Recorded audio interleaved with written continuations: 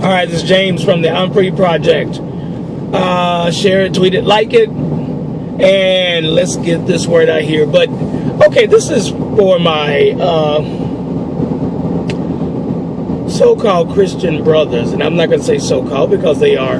I believe that they are believers, but you know, I guess in a way it makes me sort of concerned about whether or not people, you know, the whole thing about, you know, am I my brother's keeper? You know, maybe that doesn't run as deep for some people as it does for others. And, you know, I mean, but truth be told, have I been the best brothers or some brothers that I've known over years? Not necessarily, not really. But I think that with what I'm talking about and what I'm dealing with, you know, I think sometimes it's a bit heavy for others, so they, you know, I guess they get tired. But anyway, so yeah, so apparently on, you know, you get kicked out of places that you didn't even know you got kicked out of, you know, so, or deleted, and people just put you out of things because they, you know, I don't know, maybe the message that you have is either a little bit too strong, or either it's touching some parts of them that they identify with and they don't feel like dealing with it. So I'm just going to leave it at that. But anyway, but yeah, so apparently on the Facebook, you know, me, Brother James, Nice James, I have been deleted. Yeah, I have been deleted from a couple of groups. So actually one group. The other one, it was given by request to not talk about the gay stuff so much, you know. Maybe I shouldn't talk about that stuff right there, you know. You know, because some people you know, some guys don't really like all that, you know. They can't get with, you know. You know, y'all, I really struggle with that. No, you know what? Actually, I don't struggle with that. Because here's the deal, and this is how I have always been, and I always will be. I have always been a frontline kind of person. I have always been the kind of person that will go when it comes to the gospel, or when it came to just being myself. When I was out there in the world, you knew I was in the world.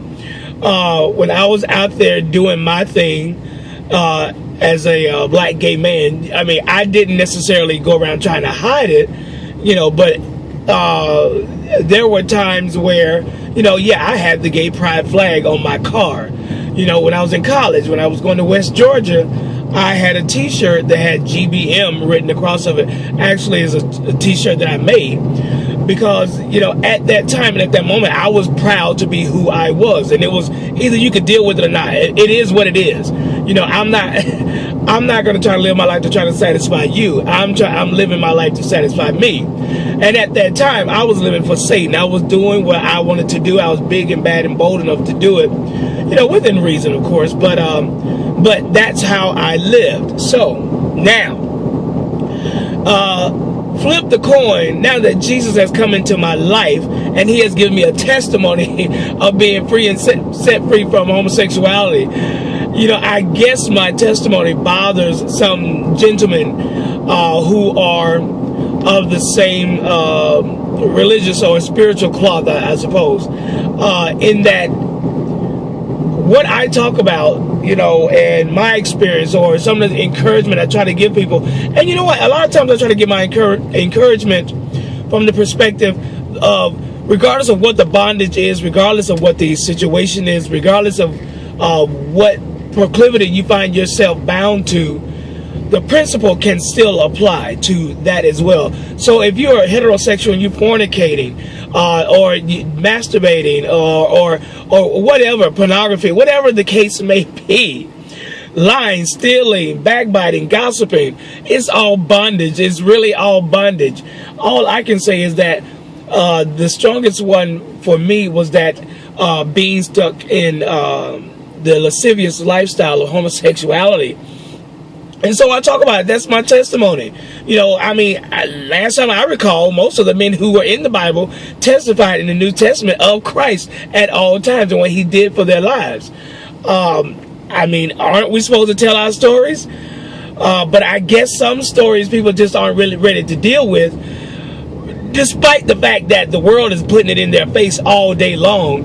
But yet they don't want to hear, you know, all the time, you know, and really it's not even all the time.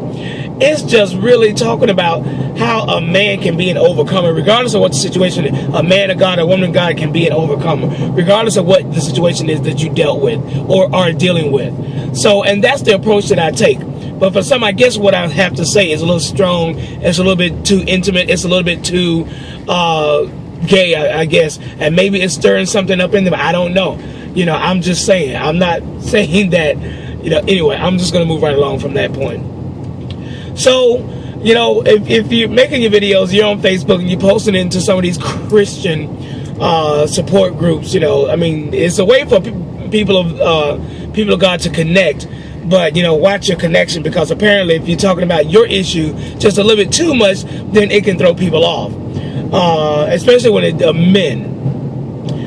So we want to talk about, because, you know, apart from dealing with that, I mean, you know, I'm a married man with kids and all that kind of stuff. I'm trying to juggle that in my life. You know, that gay stuff, that's not even an issue anymore. So, you know, my life is fully encompassed with so many other things, trying to run my own business and all of that. So, I mean, come on. You know, so anyway, yeah, I'm not going to call any names. I'm not going to call any groups, because I believe some of you who I know who are in one specific group are also a part of other groups as well, because I've seen your name on the list. So but I would not suggest that you are a part of those who have requested or even have made them. And you know what, the moderator of the groups, they have the power to do whatever. You know, if you moderate the group, I mean, you can take people off all day long. It's your group. Moderate it. Do as you will. You know, but just come to understand that everybody's story is not the same. And we have to learn to appreciate everybody's story. And sometimes when God has given that person a platform and God has given that person a fire to tell their story, then appreciate them telling their story. You know, I mean, I was never a drug dealer. I was never addicted to drugs. I was never an alcoholic. I was, you know, those weren't my vices. So I don't talk about those things. But anyway, I'm not going to beat this horse, because I believe it's already dead. But you know what? I've been thrown out of better places, and that's not being shady or anything. But you know, I guess it's just. But you know what? Actually, as a man of God, and actually with the cross that I bear, I'm used to walking alone. I'm used to people not really understanding. And I think that many of us who have dealt with this issue, and when you have really given your life over to God, you end up having to walk alone anyway, which is fine, because in that you really experience a deeper level of relationship with God and not having to be caught up on the opinions of others. So, and you get to know yourself and how strong you really are in Him. So anyway, thanks for the love, and thanks for the diss, because in the diss, my strengths are made stronger in Him. The things that I walk with are made stronger in Him. So, but it's all good. Ain't no love lost. But I just thought it was funny. You know, the Christian groups throwing you out because of your testimony. Ha! Ha! Holla! I'm Free Project. Out.